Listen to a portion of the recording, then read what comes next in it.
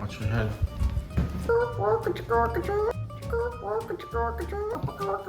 Ready? You ready? Good. Welcome to Dinner with Andrew. I'm Andrew. Tonight we're making chicken cutlets mio modo, which is my way. Let's go!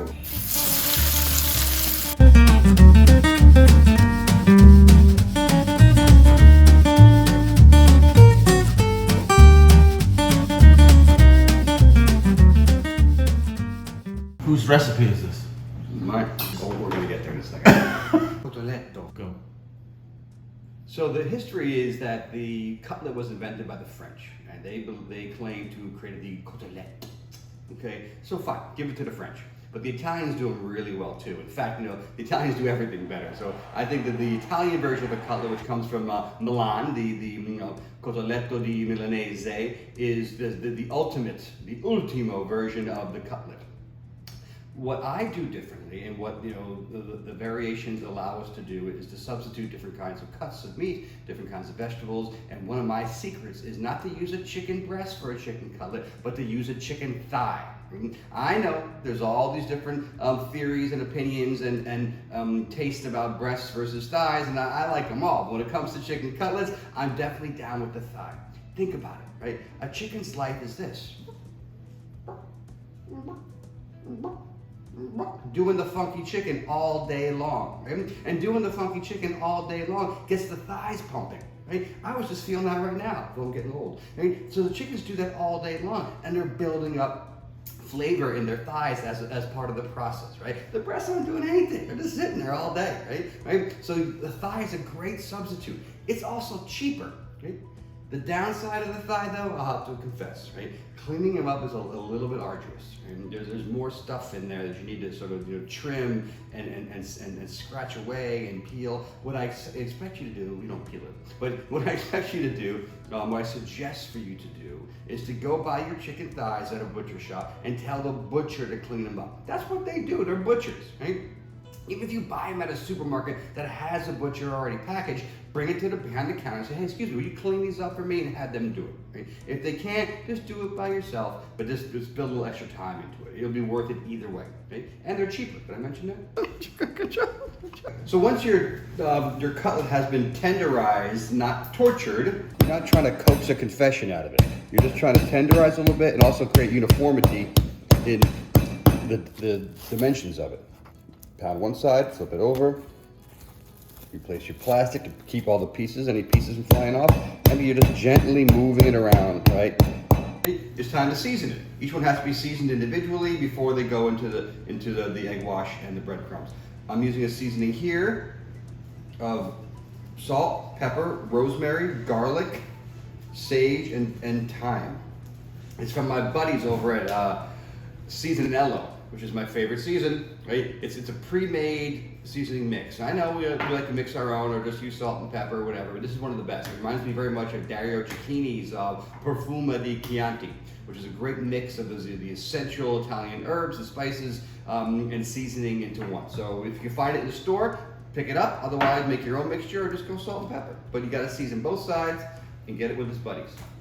It's go time. We got our chicken thighs here, all cleaned up, tenderized, seasoned. We have 12 chicken thighs here. We have 3 eggs that are whipped up all by themselves, right? No milk in there. If you want to have a little milk in there to make an egg wash, knock yourself out. But I just go straight eggs, right? And we have 2 cups of breadcrumbs, seasoned breadcrumbs, with a cup of grated Parmigiano cheese, right? This is all.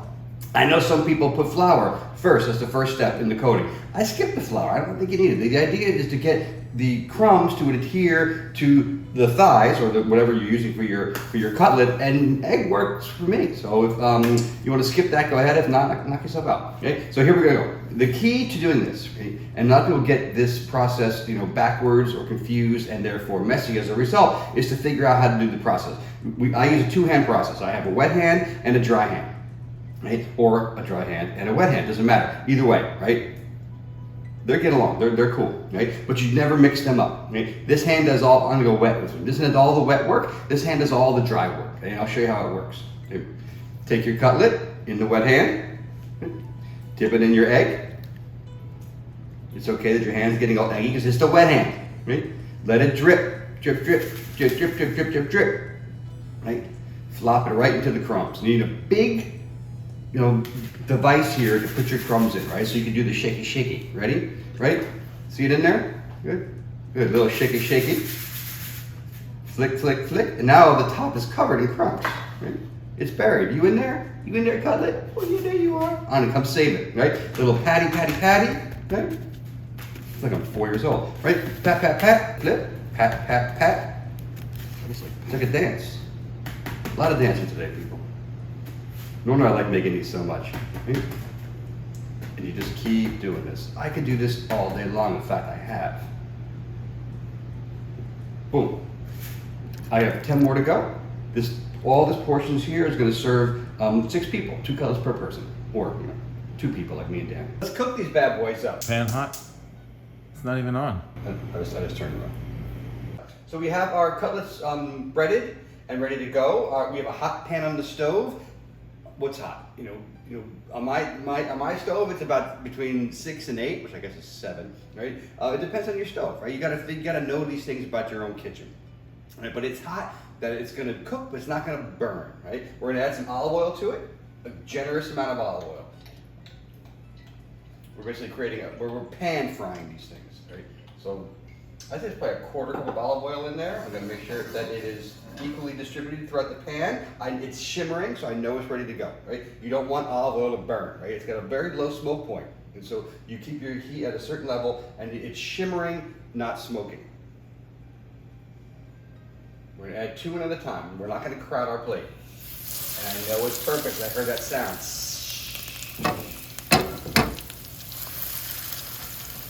And distribute the oil again once. Make sure that it's evenly coated. And then I'm not going to touch it. This is the hardest part about making cutlets, right? Everybody wants to get it there. You can't touch it, right? It's one of those. It's kind of like writing. We want to put words on a page, but you don't need all those words. Part of cooking is just staying out of the way. Okay, so we've done our 90 seconds on one side. I'm going to turn these babies over, a little fork action, and look at that, perfect brown, right? They are golden brown. And that creates that crunchiness, right? What you can do, what some people do, what the Milanese certainly do, right, is add some butter at this point, and then baste with the butter. I'm going to skip that here, I'm going to keep it on the light side, but a little bit of butter in the pan right now, and the base with that butter on the top side would be great. It smells incredible. I can smell the crumbs and the cheese and the meat sort of merging. The oil is cooking in nicely. The sound is perfect. Can you hear this over there? It's like...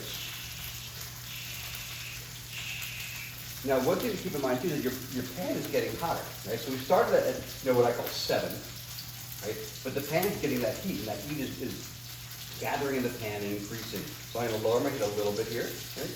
See a little smoke starting to appear. Right? I want to avoid the smoke. Right? What I also want to do is avoid overcooking these. Right? Here's my last and final trick. Nice. Right. These are not cooked all the way through. We don't like medium rare chicken, I know. Right? But right now, these are probably medium rare. But it's okay, because they're still cooking right now. I'm not going to eat them right now. Okay? I'm going to let them sit there and continue to cook. Right? Continuation cooking is a huge part of cooking. Right? Because right, that there's still heat conducting itself within the inside of that fillet. It's all enclosed, right, in the egg and the breadcrumb, all that love we surrounded it with. Right? That's still warm. It's cooking. I can tell by the touch right now, right, that it is almost perfect. And that will make a juicy, juicy cutlet when you let it continue to cook. Right? So you don't want to cook your chicken medium. You want to cook your chicken medium rare and let it get to medium while it's resting off whatever heat you use. That makes the most juicy chicken there is. My gift to you. A great accompaniment to chicken cutlets is a zesty salad. The lettuce of your choice. I like arugula with some chopped tomatoes, some sliced onions, a nice vinaigrette, and a little bit of lemon on the side for the cutlets. Thanks for tuning in to Dinner with Andrew. Tonight's dinner, chicken cutlets, Modo, my way. Hope you enjoyed it. I hope you learned a little something. I'm glad you tuned in. And before I say goodnight, this evening I want to thank my creative director, Daniel Paterna, point out his wonderful cookbook, memoir, local color feature called Feast of Seven Fishes, which is available anywhere good books are sold. My two love letters to Italy, my Italian adventure series, Cucina Tipica, Cucina Romana, are also available. They are wine-soaked, food-filled adventures throughout Italy. And I toast you and say chin chin, buonanotte. All right, I'm gonna turn it, okay?